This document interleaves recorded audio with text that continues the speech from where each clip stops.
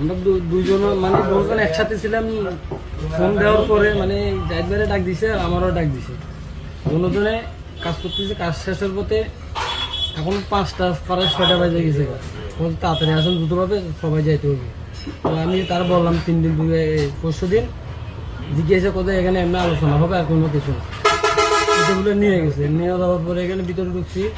1.5 ঘন্টা 2 ঘন্টার পরে যা ভিতরে ঢুকাইছে, ঢুকার পরে বসাইছে। এরকম বসার পরে আসছে, আসার পরে মানে ফুল তোরা নিয়ে আসলো, আইসা সবাই দিতেছে।